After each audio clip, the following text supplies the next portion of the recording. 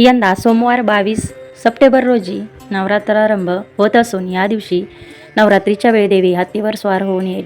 मातेचे वाहन सिंह असले तरी जरी जेव्हा पृथ्वीवर देवी येते तेव्हा ती वेगवेगळ्या वाहनांमध्ये येते. शनिवारी आणि मंगळवारी माता घोड्यावर स्वार होऊन येते. गुरुवार किंवा शुक्रवार असेल तर नवरात्र सुरू झाल्यावर माता डोलीत येते. बुधवारी जेव्हा नवरात्रीची पूजा सुरू होते तेव्हा देवी नावेत बसून येते. विशेष नक्षत्र आणि योगासह नवरात्रीच्या आगमनाचा मानवी जीवनावर विशेष प्रभाव पडतो. तसेच कलश स्थापनेच्या दिवशी ज्या वाहनाने देवी पृथ्वीकडे येत असते त्याचाही मानवी जीवनावर विशेष प्रभाव पडतो. देवीच्या या वाहनांचे आगमन आणि त्याचे परिणाम देवी भागवत पुराणात सविस्तर सांगण्यात आले आहेत. देवी भागवत पुराणानुसार हत्तीवरून मातेचे आगमन खूप शुभ असणार आहे. जेव्हा जेव्हा देवी हत्तीवर स्वार होऊन येते तेव्हा देशात धनसंपत्ती वाढते.